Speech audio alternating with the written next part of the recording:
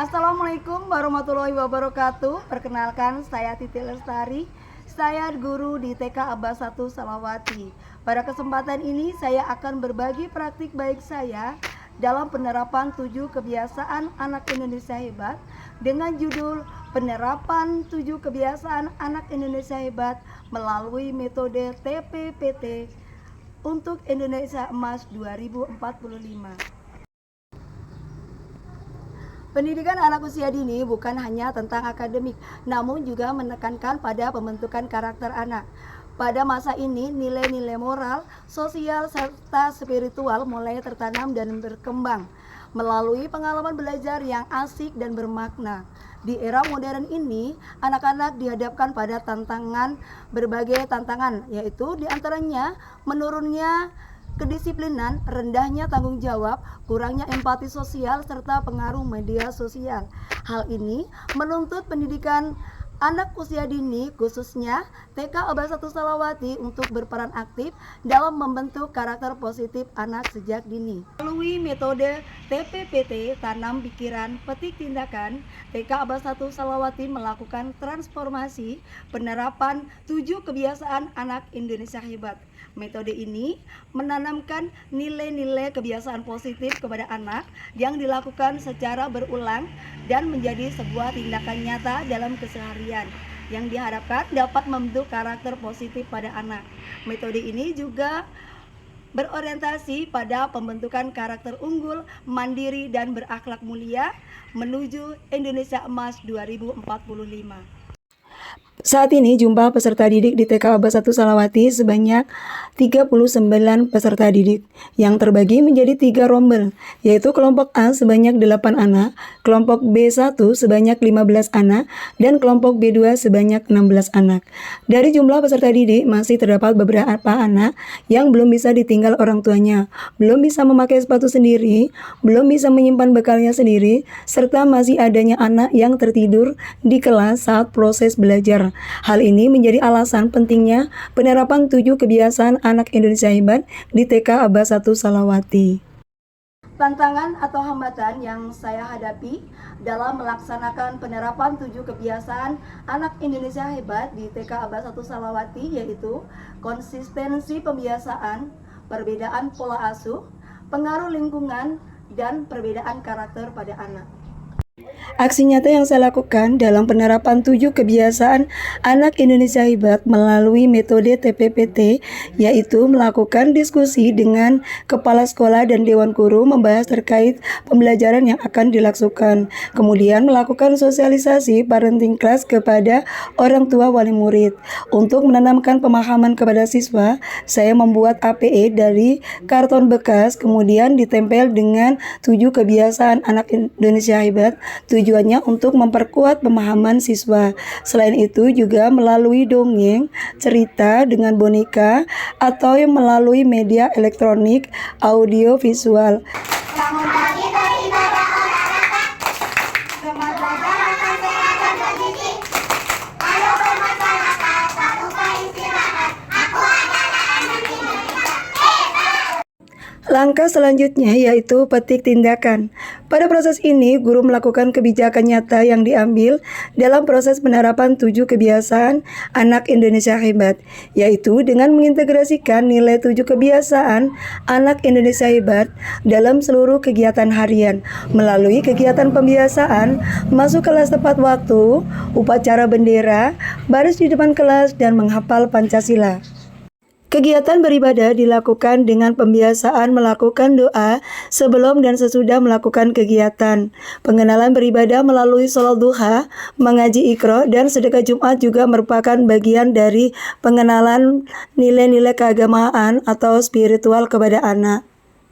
Kegiatan senam bersama dan bermain di halaman serta mengenalkan permainan tradisional merupakan bagian dari pembiasaan hidup sehat dan olahraga.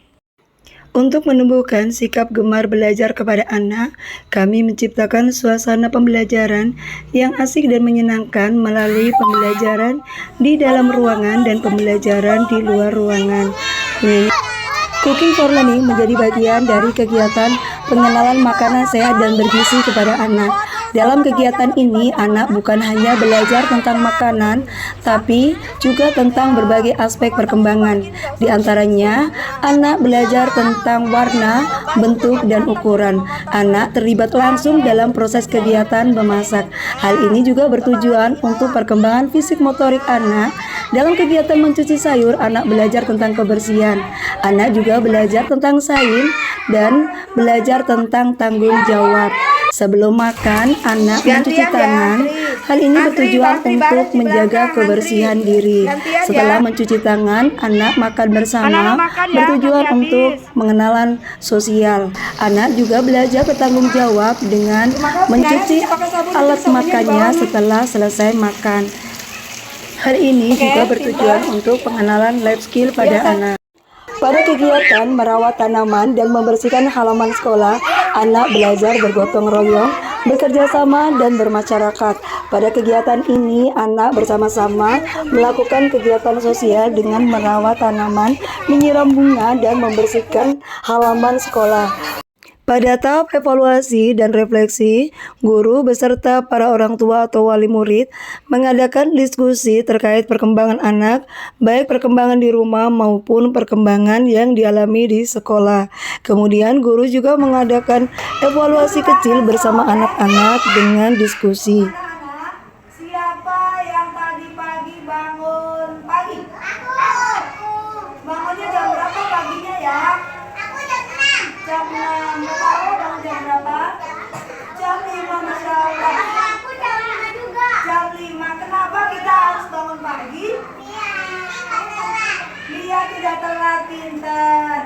Terus Kebiasaan anak Indonesia hebat IPK Abah 1 Salawati. Beribadah, berolahraga, gemar belajar, makan sehat dan bergizi, bermasyarakat, tidur cepat. Penerapan 7 kebiasaan anak Indonesia hebat juga membawa dampak bagi perkembangan karakter anak, antara lain meningkatnya kemandirian serta rasa tanggung jawab pada anak, sikap disiplin dengan datang tepat waktu, terbentuknya karakter spiritual pada anak melalui kebiasaan beribadah, anak tumbuh sehat, bugar, ceria, serta memiliki semangat kebersamaan dalam kegiatan bermain. Anak terbiasa memilih makanan bergizi, menjaga kebersihan, dan memahami pentingnya pola makan sehat. Anak menjadi kreatif, mandiri, dan antusias belajar hal-hal baru. Sebagai orang tua, saya merasa bangga dan bersyukur atas penerapan 7 kebiasaan anak Indonesia hebat yang dilakukan di TK Abah 1 Salawati. Program ini memberikan banyak dampak positif pada perkembangan karakter anak. Kami selaku orang tua melihat banyak perubahan nyata pada anak kami yang kini lebih disiplin, lebih tanggung jawab, mampu mengatur waktu dengan baik. Selain itu, anak kami lebih mandiri serta punya rasa kepedulian dan sosial serta empati yang baik. Saya Putiha SPD Kepala TK Abah 1 Salawati. Dampak setelah diterapkan 7 kebiasaan anak Indonesia hebat di TK Abah 1 Salawati Kabupaten Sorong, yaitu untuk individu, disiplin, mandiri, tanggung jawab, kreatif, empati, dan bekerja sama. Hai, nama aku Walida. Aku senang sekolah di TK Abah 1 Salawati. Setiap hari pagi aku bangun pagi. Terus habis bangun pagi aku sholat subuh sama mama. Habis sholat subuh bapakku mau pergi jemput tamu. Jadinya aku bantu cariin kunci mobilnya. Habis cariin kunci mobilnya bapakku, aku bantu mama di belakang. Aku mandi, makan. Habis mandi makan, aku pergi ke sekolah. Kolaborasi antara orang tua dan guru memiliki peranan yang saling melengkapi dalam proses penerapan 7 kebiasaan anak Indonesia hebat. Orang tua memiliki peranan sebagai penguat dan teladan di rumah, guru memiliki peran sebagai penanam nilai dan pembimbing di sekolah. Penerapan 7 kebiasaan anak hebat melalui tanam pikiran, petik tindakan, bukan sekedar kegiatan, tapi proses pembentukan karakter anak bangsa. Dari pikiran yang baik, lahir tindakan yang hebat. Dari tindakan yang hebat, lahir generasi emas Indonesia.